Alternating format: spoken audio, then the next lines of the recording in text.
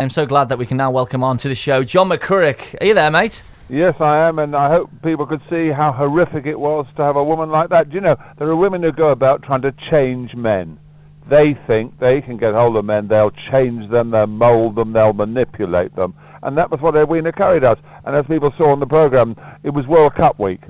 Now, in any other partner in the planet, when everybody was watching the World Cup, could find a thing called a fuse box, whatever that is, they're in the houses apparently, and take the plug out of the fuse box, and I couldn't watch the World Cup. Now, would anybody, whatever partnership, whatever relationship you're in, however many rows you're having, however bitter the disputes, would anyone be as vindictive as that to prevent their partner watching the World Cup? And I had a big bet on Italy, and I was absolutely outraged. That's grounds for divorce, isn't it, in anyone's relationship? Well, it is absolutely disgusting to do that, but to have the mindset that you can be vindictive, you can be vengeful, to get your own way, you'll go and is that thing, that the great phrase they say, I'm only doing this for your own good. Now, you know, throughout our lives, if you've heard somebody saying that for your own good, you know they're going to give you an almighty beating or a thrashing or something very, very unpleasant. Oh, I'm a thoroughly unpleasant person.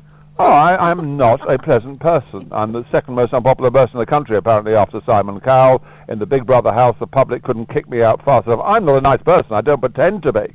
But that isn't the issue. My wife, the booby, went down to live, as you saw in the programme, with JJ, who's Edwina's husband. And he smokes about 60, 65 cigarettes a day. Now, she was a former health secretary.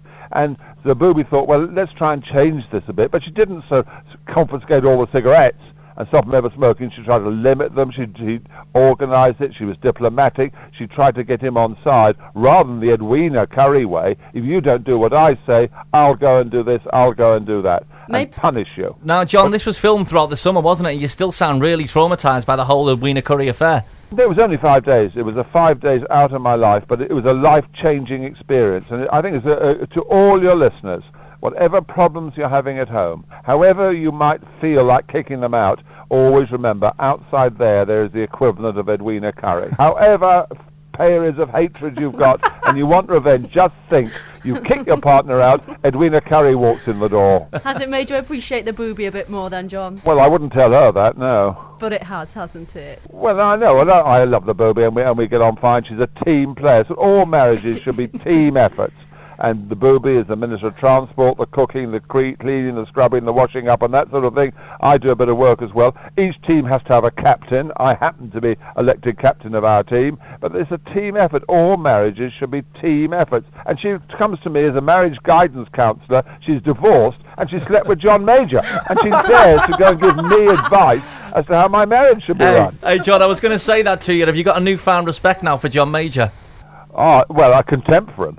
How on earth he could want to find and sort of sleep and fancy Edwina Currie. I knew there was something wrong with the man, but that is really appalling. Okay, John, so I think you can see on MTV now, Celebrity Deathmatch, John McCririck versus Edwina Currie somewhere in the future.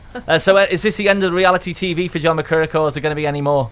Well, if they pay me, I only did it for the money. It's a job. I was the only person in the Big Brother house determined to get out, not to win it.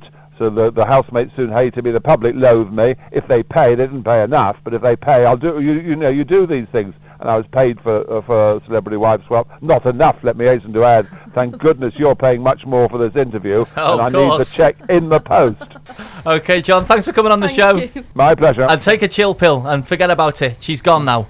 You can never forget such a traumatising experience.